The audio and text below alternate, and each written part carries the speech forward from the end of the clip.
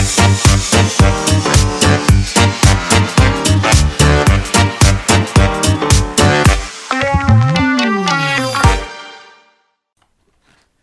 joli mot du jour, aujourd'hui, méliflu. Chers amis des jolis mots, bien le bonjour. Accrochez vos papilles et vos esprits mal tournés.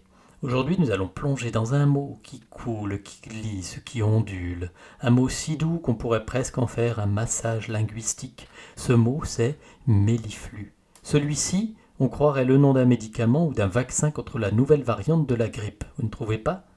Ok, ne parlons pas des choses qui fâchent. Bon, je vous entends déjà, bande de petites canailles à l'imagination vive. Méliflu, ça se mange, ça se lèche, ça se goûte ? Eh bien oui, mais pas forcément là où vous pensez. Ou si, justement, mais laissez-moi avancer avant de m'enfoncer dans un pot de miel imaginaire. Comme toujours, étymologie d'abord, mais friandise du dictionnaire. Méliflu est un adjectif qui nous vient du latin mellis, le miel, et fluere, couler.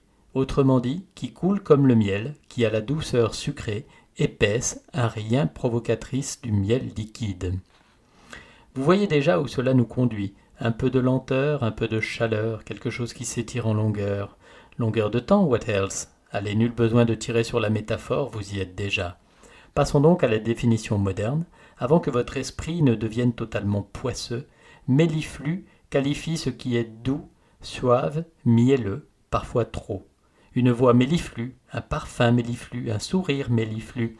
C'est tendre, velouté, caressant, et parfois tellement sucré qu'on en soupçonne la manœuvre. Exemple, sa voix méliflue laissait entendre qu'il avait quelque chose à demander, et probablement à se faire pardonner. Ah, le miel a toujours un prix. Ou encore, avec son compliment méliflu, elle sut obtenir exactement ce qu'elle voulait.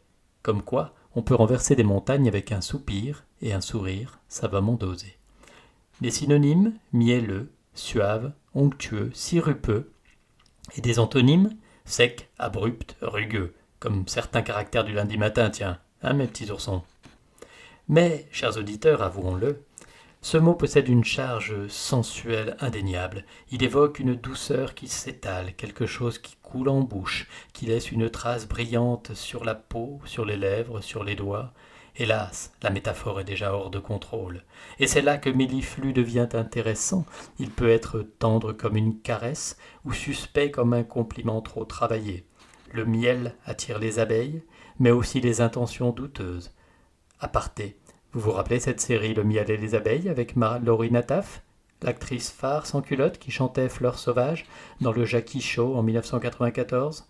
Oh, moi oui, et avec quelle intensité et suavité j'aurais butiné le pistil de cette belle fleur sauvage. Bon, ressaisis-toi, Celle, et pose ta question du jour. Qu'est-ce qui est méliflu dans votre vie, chers auditeurs ? La voix de quelqu'un que vous aimez ? Un sourire qui tombe à pic ? Un message un peu trop sucré pour être innocent ? Ou encore un dessert qui dégouline de promesses ? Quant à moi, je m'éclipse avant de devenir moi-même trop méliflu. On finirait par glisser sur une pente trop savonneuse, une pente lubricielle et lubrique. On se dit à très vite alors pour un joli mot du jour. Et souvenez-vous, on peut être sucré sans devenir collant. Mais entre vous et moi, c'est de l'indécollable. Salut.